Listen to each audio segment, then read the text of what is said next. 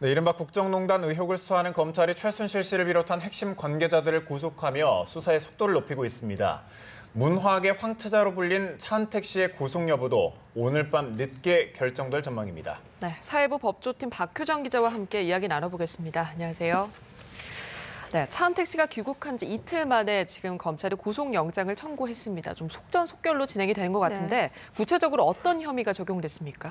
네, 차은택 씨에게는 긴급체포 때와 마찬가지로 횡령과 공동강요 혐의가 적용이 됐습니다.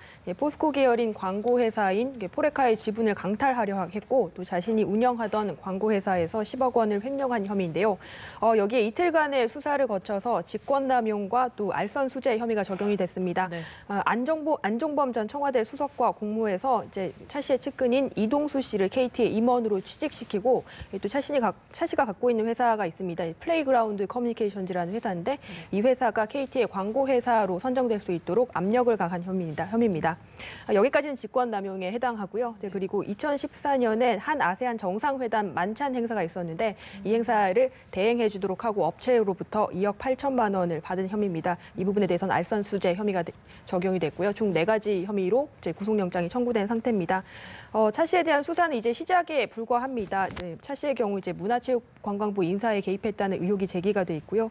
정부에서 주관하는 각종 문화 관련 사업을 따내면서 이권을 챙겼다는 의혹도 제기가 됐습니다. 차 씨에 대한 구속 전 피의자 신문은 앞서 보셨듯이 오후 3시에 열리고요. 오늘 밤 늦게 구속 여부가 결정될 것으로 보입니다. 예, 지금 계속해서 이제 영상으로도 나오고 있는데 사실 많이 주목해서는 안 되는 부분이긴 하지만 차은택 씨가 머리를 감싸는데 가발이 벗겨졌거든요. 네, 그렇죠. 네. 또 어제 굉장히 많이 인터넷에서도 화제가 됐습니다. 어제 공개된 모습이 이제 체포 직전에 우리가 알던 차은택 씨 모습과 많이 달라서 차은택 씨가 만나는 분들이 많았는데요. 논란도 있었죠. 예, 그렇죠. 예, 좀 수감자의 경우에는 이제 구치소에 들어가면 이제 옷과 신발 여러 가지 뭐 장신구나 이런 것들을 모두 이제 내놓게 돼 있습니다. 가발도 원칙적으로 금지가 돼 있고요. 가발 안에 뭘 숨길 가능성이 있기 때문에. 이제 법무부에 알아본 결과로는 차 씨가 어제 자신의 가발을 분리를 해서 자발적으로 교정당국에 제출을 했다고 합니다. 말씀하신 것처럼 대형 논란도 있었죠. 근데 앞서 봐서도 이제 최순실 씨 구속된 경우에서도 이제 전후 모습이 다르다, 대역이 아니냐 이런 논란이 있었기도 했는데요. 약간의 좀 괴담 수준으로 번질 조짐을 보이면서 검찰이 지문검사까지 했습니다. 그 결과로 최순실 씨가 맞다 이렇게 확인을 하는 해프닝도 있었습니다. 예. 네. 또 오늘 밤 검찰에 소환되는 인물 중에 포스코 권오준 회장이 포함이 돼 있는데 차은택 씨의 광고회사 강탈과 관련이 있는 건가요? 네, 그렇습니다. 이 차 씨가 강탈하려고 했던 광고회사 포레카라고 하는데 이제 바로 포스코의 계열사입니다. 이 회사의 매각을 결정한 사람이 권오준 포스코 회장이고요. 검찰은 권 회장을 불러서 차 씨가 광고회사를 가져갈 수 있도록 영향력을 행사를 했는지 또 이 과정에서 청와대 압력은 없었는지 이런 부분을 조사할 방침입니다. 예, 이번엔 대기업 관련 수사 소식을 알아보죠. 박 대통령과 비공개 면담을 했던 대기업 총수들의 조사 일정 정해졌습니까?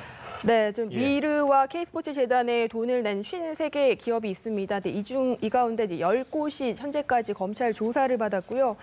또 이 가운데 중요한 것은 박 대통령과 지난해 7월에 비공개 면담을 가졌던 7개 회사입니다. 하나씩 보시면은 삼성과 현대차 있고요. LG, SK, CJ, 하나, 한진그룹까지 이렇게 7곳입니다.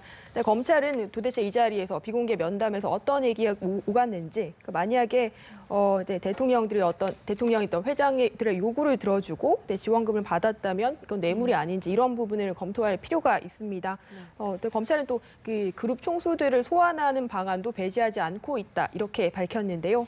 일단은 대기업에 대한 조사를 어떤 식으로 마치고 그 다음에 이제 박 대통령에 대한 조사 시기와 방법을 결정을 해야 될 것으로 보입니다. 네, 이제 우병우 전 수석 관련 수사 상황도 좀 알아보겠습니다. 어제 검찰이 우병우 전 수석의 집을 압수수색했다고요? 네, 그렇습니다. 어제 낮 12시쯤에 이제 우병우 전 수석의 자택이 있는 그 강남구 압구정동에 가서 이제 압수수색을 실시를 했습니다. 검사 2명과 수사관 6명이 갔고요. 한 3시간 정도 진행이 된 것으로 보이는데 가장 중요한 것은 휴대폰을 가져오는 거였습니다. 근데 그 결과로 이제 우 전 수석과 또 부인의 휴대전화를 포함해서 한 상자 2개 분량의 압수물을 확보를 했습니다. 이제 우전수석의 경우는 지금 이렇게 사정기관을 총괄하는 민정수석으로 있으면서 최순실 씨의 국정농단 의혹을 묵인했거나 혹은 방조한 의혹을 받고 있습니다.